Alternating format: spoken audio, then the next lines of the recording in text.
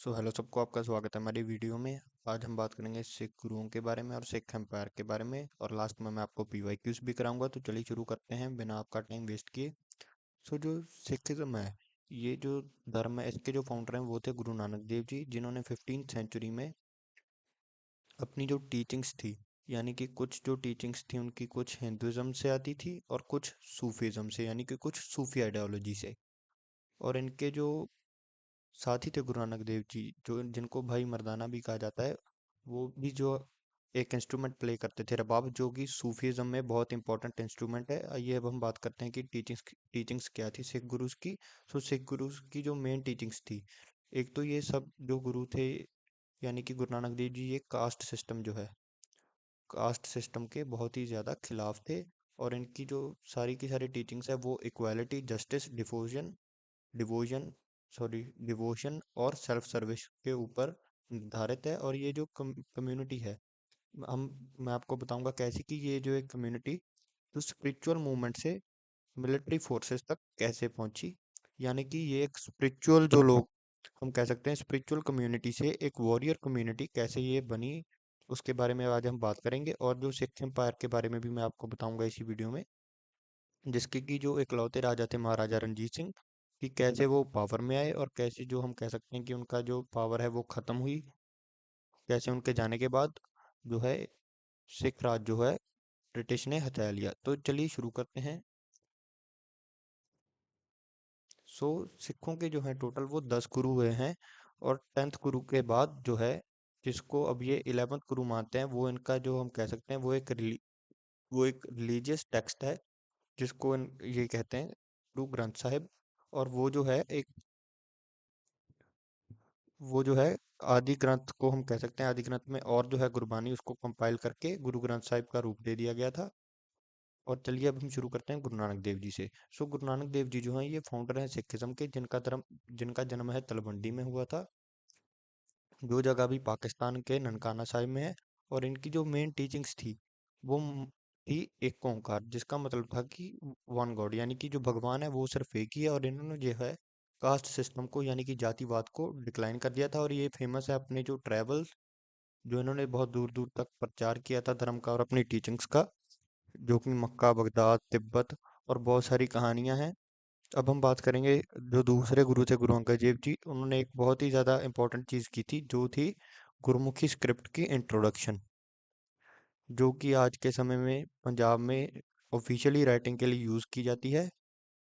और जिससे पंजाबी लिखी जाती है, उसको इंट्रोड्यूस किया था गुरु अंगद देव जी ने। और जो सारी सिखों की गुरबानी है वो भी इसी स्क्रिप्ट में लिखी गई है।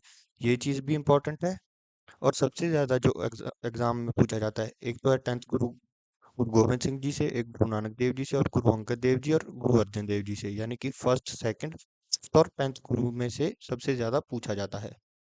तो अब हम बात करेंगे गुरु अमरदास जी की। ये इनके जो है हम कह सकते हैं ये थर्ड जो थे गुरु थे सिख धर्म में। इन्होंने जो है कास्ट सिस्टम को खत्म कर दिया था, या रिलीजियस गैदरिंग में, यानी कि जब भी कोई रिलीजियस गैदरिंग हो रही है उसमें कोई भी जातिवाद वाली प्रैक्टिस जो है वो एग्जिस्ट नहीं करेगी। इन्होंने सबको जो है खत्म कर दिया था। और आगे आते हैं गुरु रामदास जी, जिन्होंने जो है एक बहुत ही इंपॉर्टेंट सिटी, जो पंजाब की सबसे बड़ी टूरिस्ट हॉटस्पॉट भी है, उसको फाउंड किया था गुरु रामदास जी ने। और इन्होंने ही अमृतसर के साथ साथ इन्होंने जो है गोल्डन टेम्पल की कंस्ट्रक्शन भी शुरू करवाई थी। अब हम बात करेंगे गुरु अर्जन देव जी ने। इन्होंने जो है जो बहुत सारे सूफियों की, और हम कह सकते हैं गुरु नानक देव जी की बानी को कंपाइल करके एक जो है ग्रंथ में लिख दिया था। और उस ग्रंथ का नाम था आदि ग्रंथ, जो आगे जाकर जो है जिसने गुरु ग्रंथ साहिब जी का रूप ले लिया था। पर इनको जो है गुरु अर्जन देव जी को, इनको जहांगीर ने जो है शहीद कर दिया था, क्योंकि इन्होंने जो जहांगीर का बेटा था अमीर खुसरो, उसको रिवॉल्ट के लिए जो है हम कह सकते हैं कि आशीर्वाद दे दिया था अपना, कि तुम जहांगीर के खिलाफ रिवॉल्ट करो। और इसी बात से की खुंदत से जहांगीर ने जो है इनको शहीद कर दिया था। और इनकी शहीदी के बाद ही जो है सिख धर्म एक स्पिरिचुअल कम्युनिटी से एक वॉरियर कम्युनिटी में कन्वर्ट हो गई। और फिर आते हैं गुरु हरगोबिंद जी, जिन्होंने जो है इस्टेब्लिश किया मीरी पीरी सिस्टम। इसका मतलब है कि स्पिरिचुअल और मिलिट्री अथॉरिटी में बैलेंस, जिसमें मीरी का मतलब है मिलिट्री अथॉरिटी, और पीरी का मतलब है स्पिरिचुअलिटी, यानी कि धर्म में और राजनीति में हम कह सकते हैं कि एक जो है बैलेंस बनना जरूरी है, वरना तो जैसे कि इन्होंने मुगलों ने गुरु अर्जन देव जी को शहीद कर दिया था, ये सब लोगों के साथ जो है बुरा करेंगे। और इन्होंने इसके साथ साथ ही गुरु हरगोबिंद जी ने अकाल तख्त भी बनाया था, जो कि हम कह सकते हैं सिख पॉलिटिक्स का सबसे बड़ा, हम कह सकते हैं आज के समय में जगह है, और सब सिख जो है अकाल तख्त का हुक्म जो है मानते हैं। फिर इनके बाद आए थे गुरु हरराय जी। इन्होंने जो है फोकस किया था हेल्थ केयर और नेचुरल मेडिसिन में, और इन्होंने जो दारा शिको है उसकी भी बहुत मदद की थी, जो कि औरंगजेब का भाई था। अब हम आगे बात करेंगे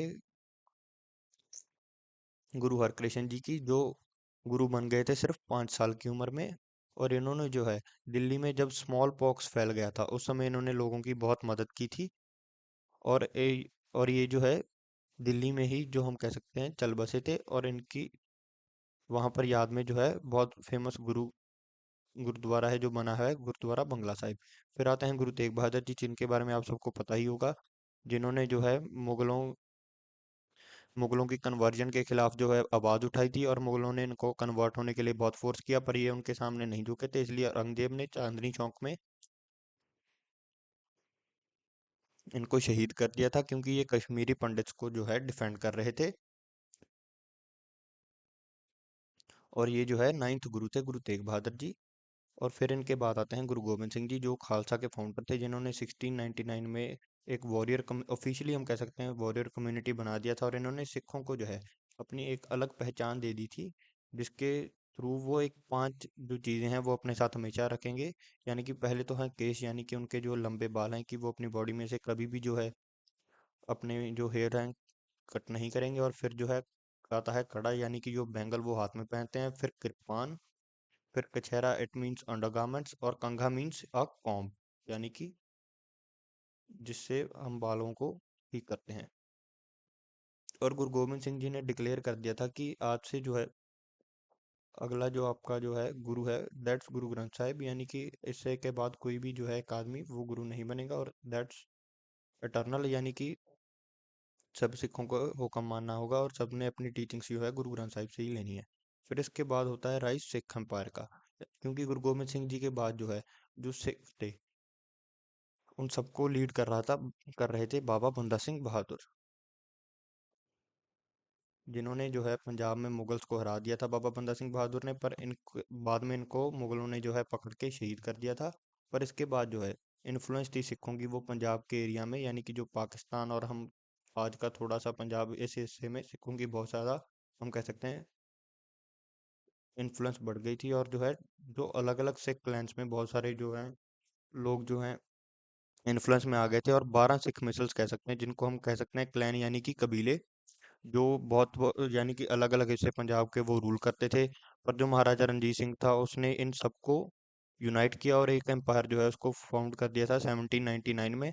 और खुद और उनको क्राउन दिया गया था शेर पंजाब, जिसका मतलब है लॉयन ऑफ पंजाब इन 801। और इन्होंने अपना जो कैपिटल सिटी है वो लाहौर को बनाया था। और महाराजा रणजीत सिंह के बारे में जो स्पेशल चीज दो है उनकी पॉपुलैरिटी की ले, एक तो हम कह सकते हैं कि वो मॉडर्नाइजेशन की थी उन्होंने अपनी आर्मी की, और उन्होंने कुछ दुनिया के ऐसे ऐसे हिस्से जो है कब्जे में कर लिए थे जिनको कोई कब्जे में नहीं कर पाया था। और एक जो है वो सेकुलर राजा थे।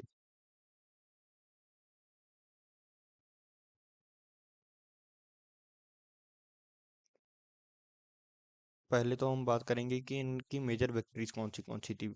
इन्होंने मुल्तान को कब कैप्चर किया था, कश्मीर को, और इन्होंने पेशावर में जो है अफगानों को भी हरा दिया था। अब हम बात करेंगे इनकी एडमिनिस्ट्रेशन कैसी थी। इनका जो रूल था वो सेकुलर था, यानी कि इन्होंने सबको जो है अपने राज्य में बहुत अच्छी अच्छी पोजीशंस दी थी, धर्म के आधार पर नहीं, ऐसे ही यानी कि अपनी एबिलिटी के बेस पे, यानी कि कौन कितना काबिल है। हिंदुओं को भी, मुस्लिमों को भी और सिखों को भी। अगर हम जस्टिस सिस्टम की बात करें तो रिलीजियस लॉ से कुछ नहीं होता था, जो लोकल कस्टम से उनसे ही सब होता था। अगर हम इंफ्रास्ट्रक्चर डेवलपमेंट की बात करें, इन्होंने रोड्स को रिपेयर कराया, किले बनवाए, और एग्रीकल्चर को भी प्रमोट किया। और इनकी आर्मी स्ट्रांग होने का कारण था क्योंकि इन्होंने सब अलग अलग हिस्सों से लोगों को एम्प्लॉय किया था जिनके पास पहले से एक्सपीरियंस था, चाहे वो फ्रेंच, ब्रिटिश या इटालियन थे। जिन्होंने इनकी आर्मी को ट्रेन किया। अगर हम बात करें डिक्लाइन की, जब महाराजा रणजीत सिंह की डेथ हो गई थी 1839 में, तो इनकी डेथ के बाद जो है सक्सेशन डिस्प्यूट्स होने लगे। यानी कि हर कोई जो है सत्ता की लालच में था, और इसके बाद जो है दो एंग्लो सिख वॉर्स हुई,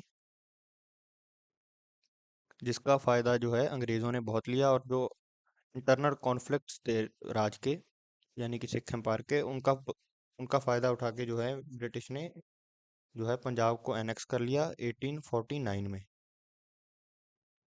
और 1849 से 1947 तक जो है पंजाब का एरिया भी अंग्रेजों के अंडर रहा। और हम कह सकते हैं टोटल 98 ईयर्स, यानी कि पंजाब सिर्फ 98 ईयर्स जो है ब्रिटिश एम्पायर के अंडर रहा।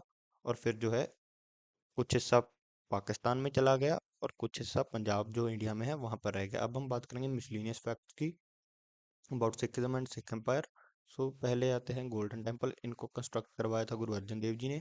पर इन पर जो वो गुरुद्वारा साहिब पे जो गोल्ड प्लेटिंग है वो महाराजा रणजीत सिंह ने करवाई थी। और इसकी जो फोर एंट्रेंसेस हैं उस गुरुद्वारे की, और वो फोर एंट्रेंसेस का मतलब है कि ये जो चार दरवाजे हैं, यानी कि ये चार दरवाजे सभी धर्मों के लिए ओपन है। और जो 5 केज हैं, यानी कि अनकट हेयर, ये तो मैं आपको बता चुका हूँ। अगर हम बात करें सिख मिलिट्री अचीवमेंट्स की,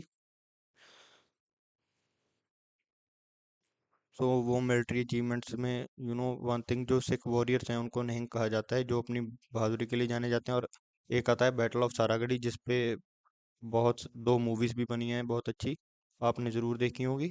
जिसमें 21 सोल्जर्स जो हैं 10,000 अफगान इन्वेड के विरुद्ध लड़े थे। और अगर हम बात करें गुरुद्वारा जो डेडिकेट किए गए हैं सिख गुरुज को, उनमें से ये तीन मेन हैं जो एग्जाम में भी आ चुके हैं। ननकाना साहिब जो पाकिस्तान में है वो गुरु नानक देव जी को डेडिकेटेड है, क्योंकि वो उनकी बर्थ प्लेस है। और अनंतपुर साहिब जो पंजाब में है, that's birth place of Khalsa. और बंगला साहिब जो दिल्ली में है, वो ऑनर करता है गुरु हरकृष्ण जी को। और अगर हम बात करें 10 PYQs की, सो ये रहे 10 PYQs। आप इनका चाहे तो स्क्रीनशॉट ले लीजिए।